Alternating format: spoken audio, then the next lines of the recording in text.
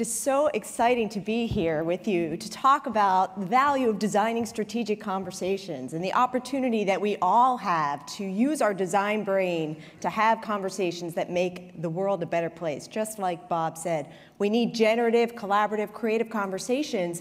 I believe that is a design practice, so I'm really excited to talk to you about that this morning and share some stories about leaders who are designing different conditions to allow us to imagine better futures.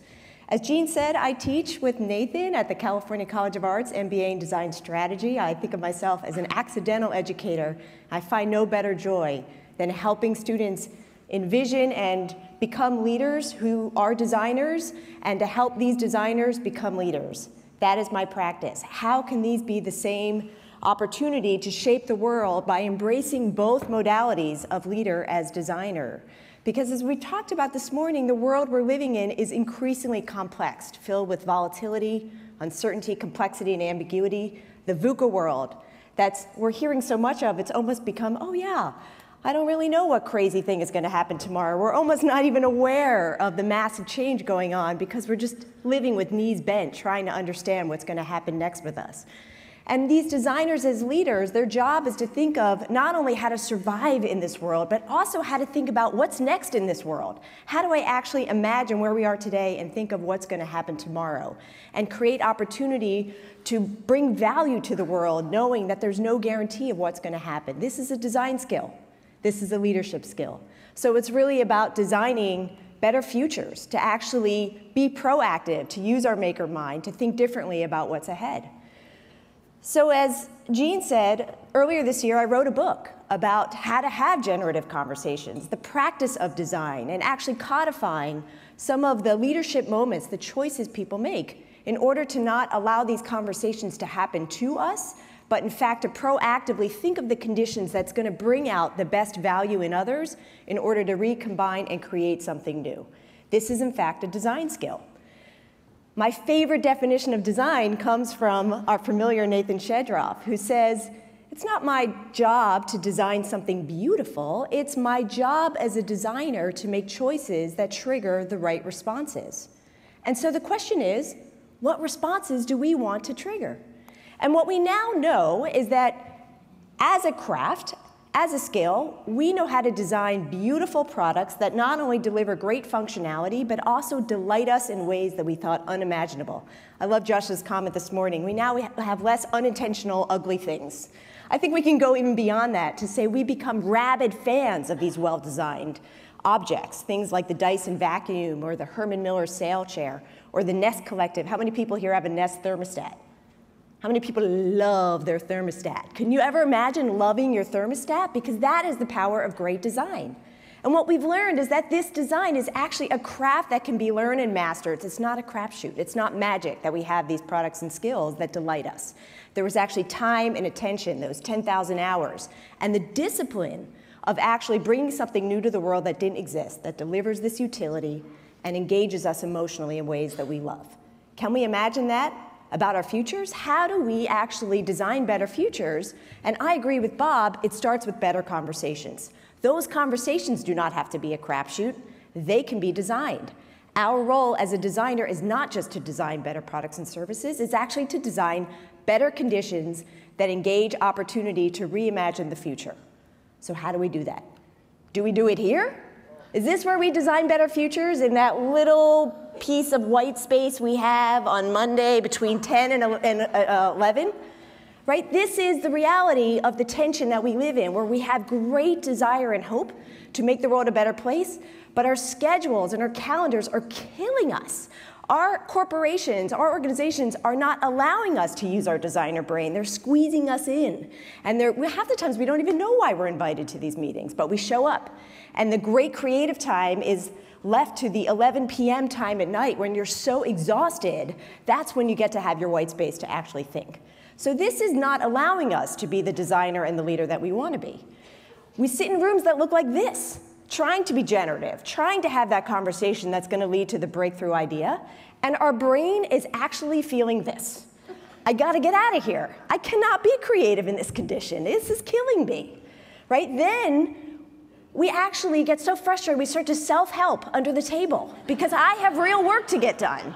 And they've sequestered me, and I'm not using my best talent, so I'm just going to get my work done anyway because otherwise I'm going to be up until midnight and I'm going to be angry. This is a real epidemic. This is not allowing us to have the conversation we need to because we're having the groundhog conversation. Didn't I just have this conversation? We were just here last week. What happened? How am I back here again? Self-help begins again.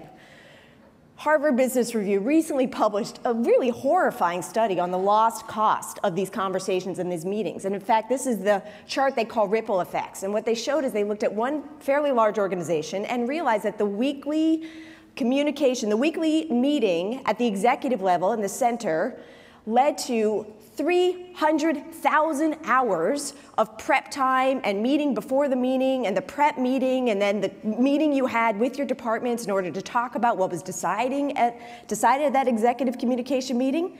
So this is a real epidemic. I mean, we are losing thousands of hours to be sitting in that room that creates no value for us whatsoever.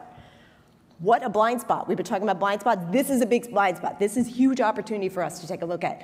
Tony Schwartz earlier this year had a cover story in the New York Times, a piece that said, "Why you hate work," and essentially says the same thing, that we want to bring our creative selves to work. We want to feel valued for our potential, but our work design does not allow us to do that. We are bombarded with emails and responsibilities that don't feel like they really tap into our best potential, and as a result, we come back deflated, feeling unenergized and hard to figure out how to actually design that better future. This is the gap. This is an opportunity for us.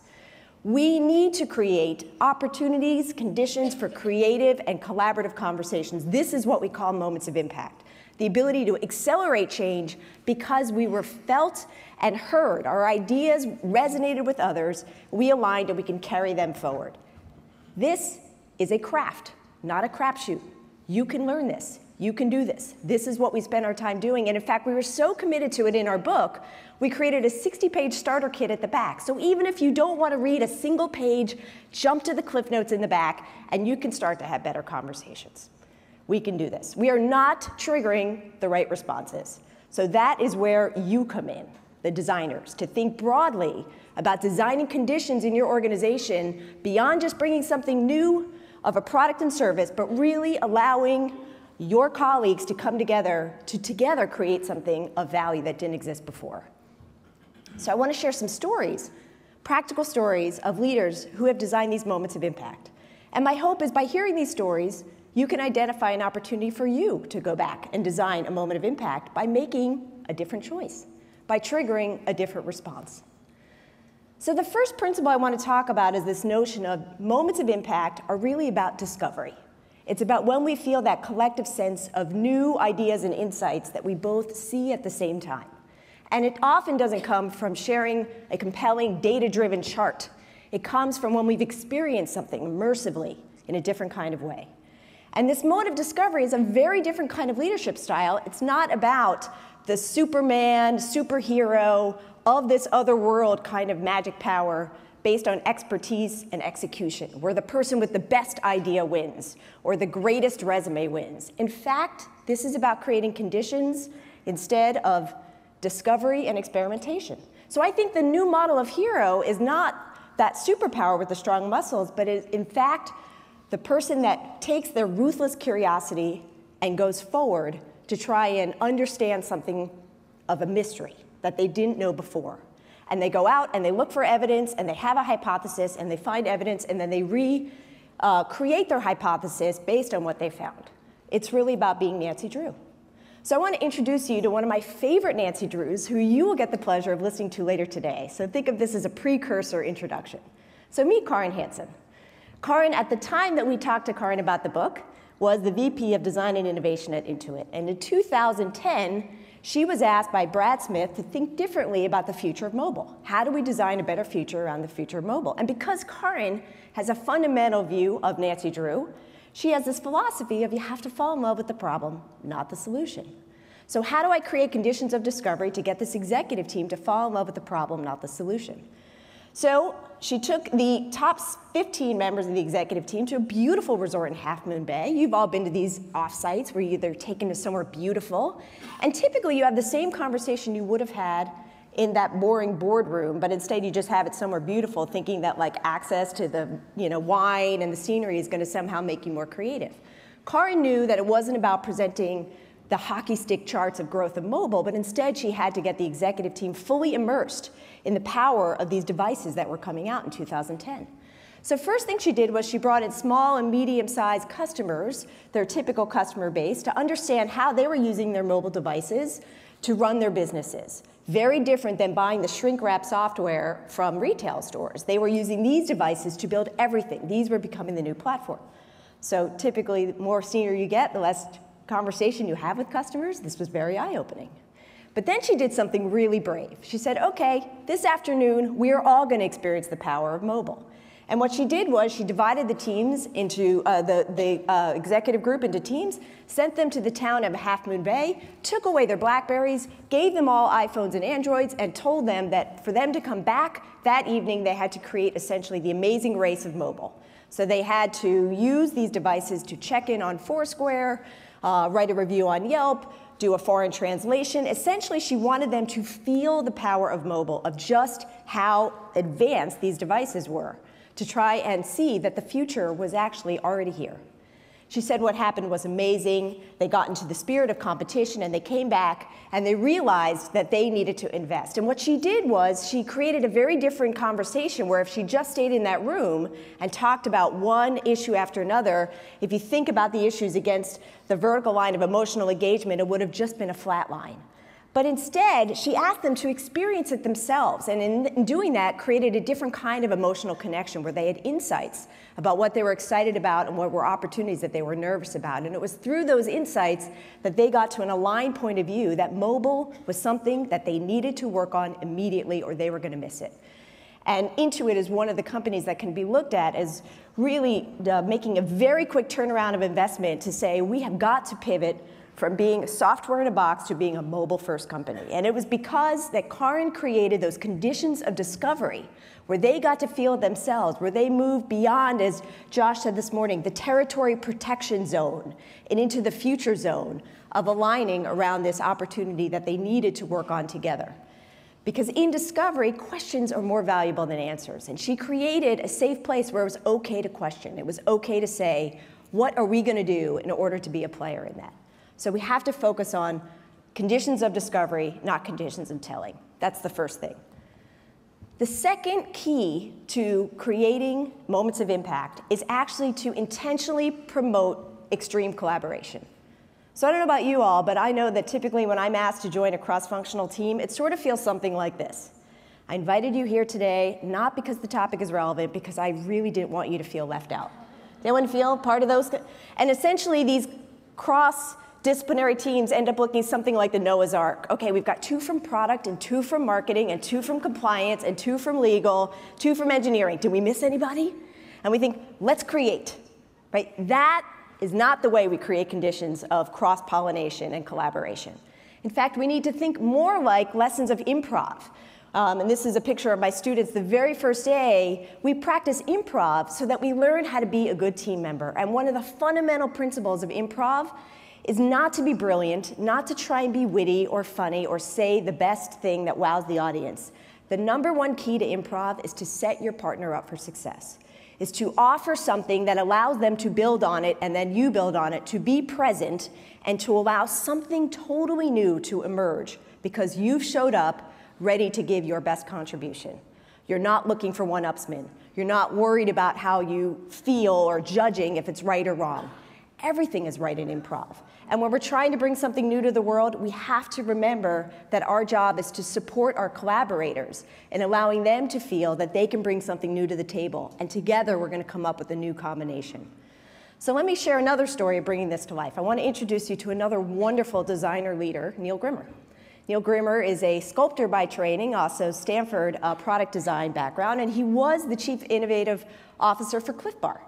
And something important happened to Neil. He became a dad.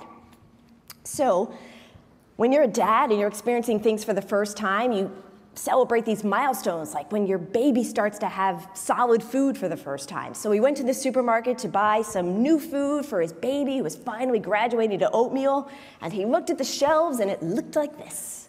And he thought, gosh, why is this so depressing to buy baby food? I could not be more excited, and I'm buying beige food in a jar that looks like it's from 1940. Like, could there be no more imagination for babies?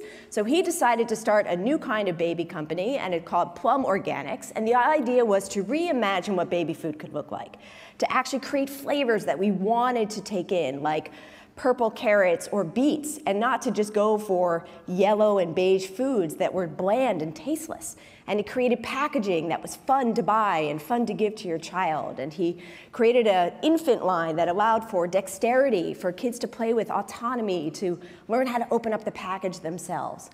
And in spite of starting just before the economic fallout, by 2011, projected $38 million in sales, which for a new retail consumer packaged good company is like crazy town.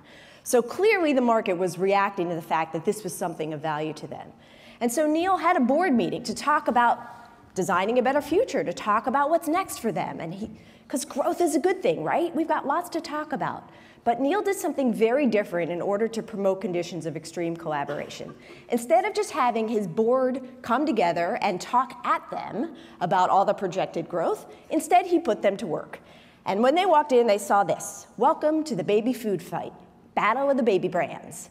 And he said, for the next hour, we are going to take on our competition to figure out in the hearts and minds how they would crush our company. So you are going to be the CEO of Earth's Best, and you will be the CEO of Happy Baby, and you are going to be the CEO of another company, and you are going to go out to the world for 1 hour to research how you would kill our company and what we should do in response. He said what happened was unbelievable. I mean, board members are not used to working, are they? No. So he said they asked for more time. They were on the phone. They were trying to understand what was happening in the baby market. They all came back with presentations. One group had another group in the corner, and they were working on a joint venture to kill their company and a private label. He said it was unbelievable what happened. They all had these very vibrant ways and elaborate strategies of how they would kill our company. He said they came up with these storylines like, big gorilla Gerber's going to crush our baby Plum, or we're going to have a happy baby chicken fight, and this is going to be battle to the death of the baby brands. And what they did was they came back together and they plotted all these ideas on a 2x2 to figure out where they stand in order to figure out what they needed in the future. Although they couldn't share it with us at the time, within a year there was an announcement that Campbell's bought Plum Organics in a very strategic, very beneficial deal for everybody involved. In fact, I think one of the Plum Organics co-founders has retired for the time being, based in part by the generosity of this deal. Recently, I was at the supermarket, which was interesting, and I looked at the baby aisles and I found this, and I don't know if you could see in the back, but that front kiosk is actually Gerber, who has completely copied Plum Organics' design and look and feel. So I recently saw Neil. I said, are you getting ready for Baby Food Fight 2.0? He's like, don't you know it. We are working on it. So, and it was also interesting to talk to Neil about how he has to create different kinds of conditions now that he's part of a larger company. So he's already using his design mind to create more conditions of extreme collaboration, even in the context of a larger company. So we've got to create conditions of discovery. We've got to promote extreme collaboration, set our partners up for success. The third thing that I think designers are uniquely qualified to do is actually to frame the problem, to take the time to say, what problem are we trying to solve? So often we just go in and solve the question that was most recently asked, not taking the time to say, is this really the right problem we need to solve?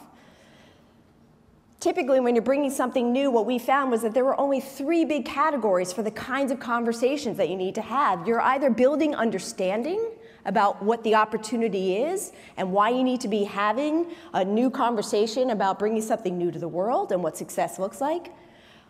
Or you're shaping options, so from that understanding, you're actually diverging and coming up with many possibilities, or you're making decisions. And what tends to happen, and one of the reasons why our conversations are so ineffective, is that we think we can do all 3 at once. We cannot. Our brains are not wired for that.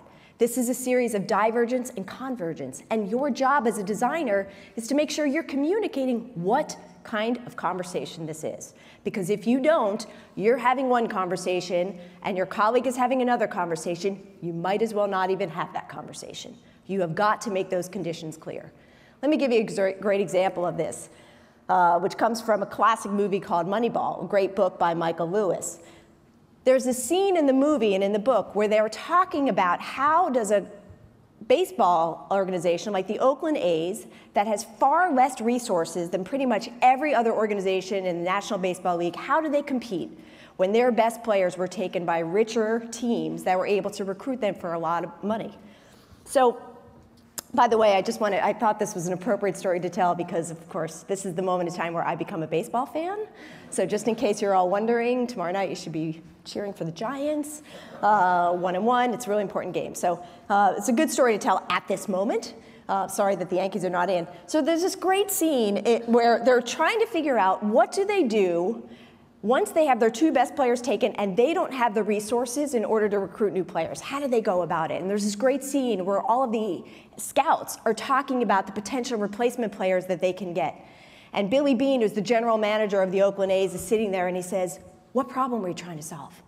And these guys, these are the scouts, are saying, well, we got to find a first baseman and we got to find an outfielder and we got to do it with no money. And Billy Beane keeps saying, what problem are we trying to solve? And they say, we're trying to find replacement players.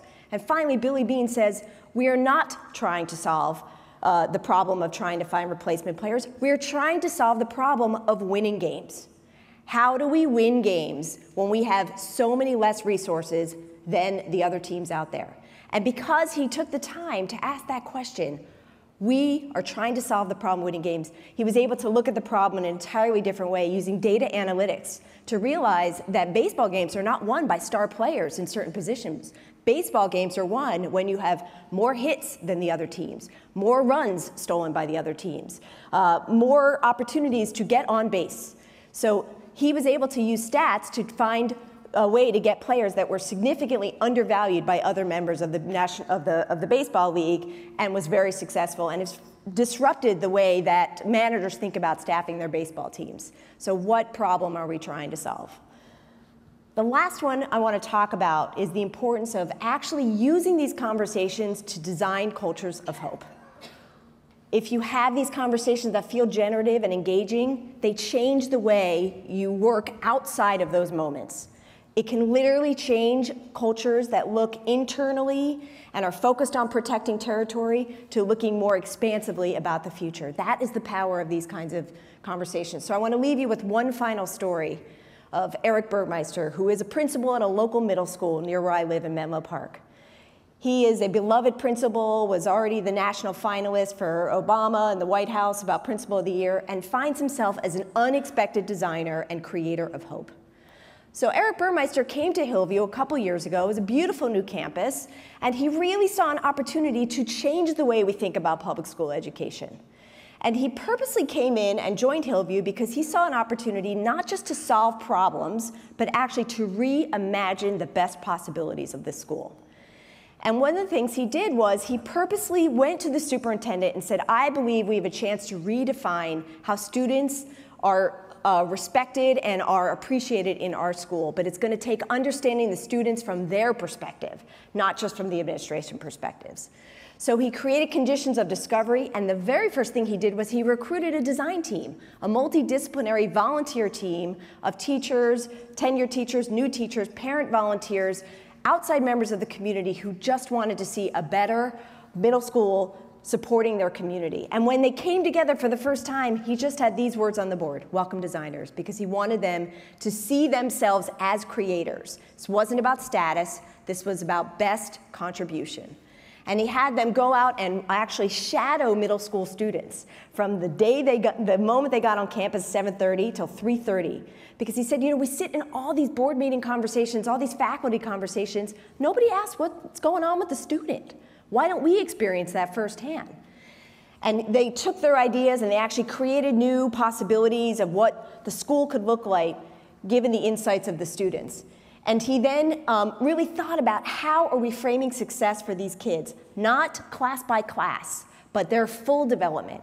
And he learned two really important things from this experience. The first thing he learned was that the students' schedules just felt crunched. And although schedules were like solidly in constraint land of, oh, you don't touch the schedules, union, no, danger, he said, that's crazy. These students need time to decompress before they start their afternoons, before they start their second job of all the afternoon activities. So I don't care that I'm going to have to bust unions. I don't care that we're going to have to change the sacred schedule. We are creating block schedules and opportunity for kids to decompress. That was number one. The second thing he did, which was really extraordinary, is that he learned that students wanted more autonomy and choice. And within 8 months, he created, I think, one of the most interesting experiments in public school education. He created a week-long deep dive program for all 975 students to go off-site and actually choose an elective of their choice. Anything from all about Alfred Hitchcock, crafting the novel, creating a documentary, architecture, redesigning Menlo Park, all of these things for them to express who they were, and he called it School, Only Different. And he organized hundreds of volunteers in order to support this. And it was just an amazing demonstration of really redesigning what school could look like. So just extraordinary opportunity. So I thought I'd end by not just telling you what he did, but you can hear for yourself about what Eric did. Serve, right? So when I came to Menlo Park, everybody in the city wanted to tell me what they thought needed to change about Hillview, right? As soon as like the Almanac article came out, that this guy's coming, it was like I'd get emails and I'd get stopped and say, oh, let me tell you about what, in 1972 this happened to my kid, and could you do something about it? And I was like, oh, sure, we'll totally fix that. But what was really interesting about it was people were really energized, and they wanted to be creative, and they were excited about having somebody who had a history or a reputation for change.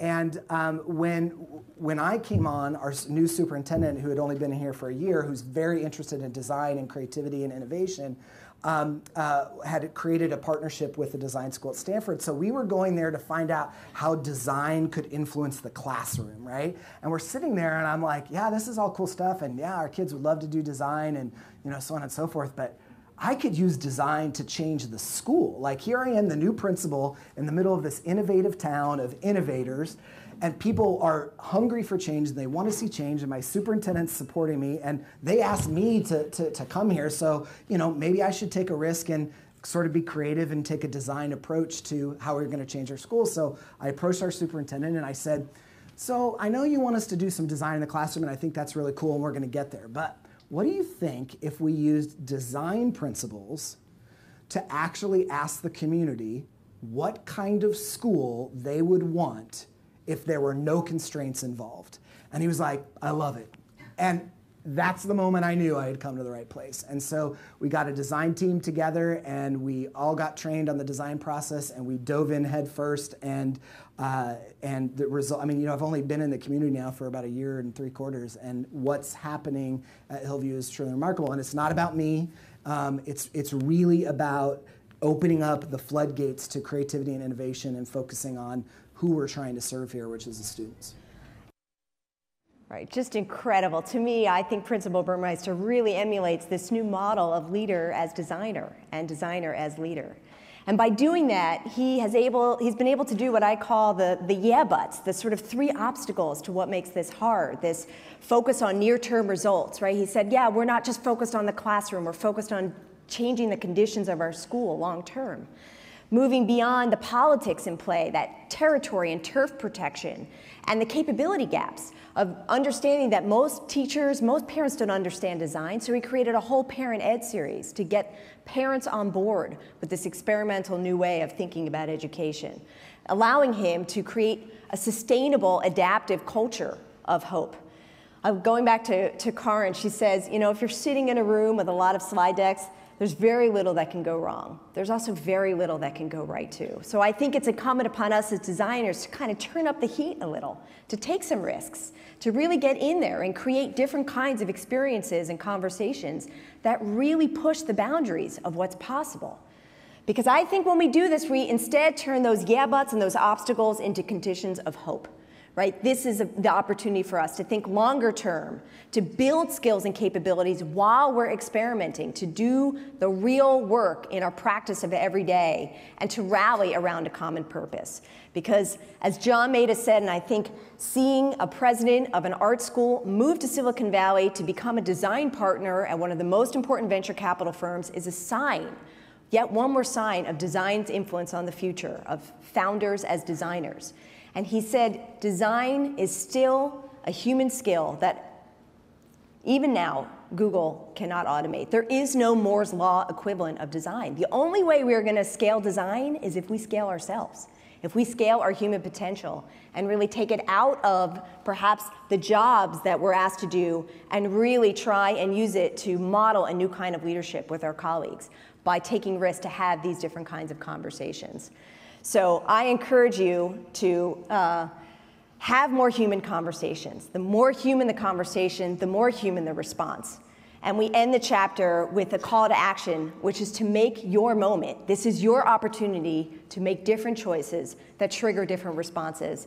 And this is a picture of Eric, who made a promise to a group of students who were underperforming. And he said, if you rise to the challenge, if you push yourselves and actually believe that you can do more than you think you can do and achieve a certain kind of outcomes, I will let you shave my head in front of the entire school. So here's a picture of Eric, true to his word, creating conditions of hope and possibility, shaving his head in front of the entire school. So I believe that this is the power of design to create a better future. So thank you very much.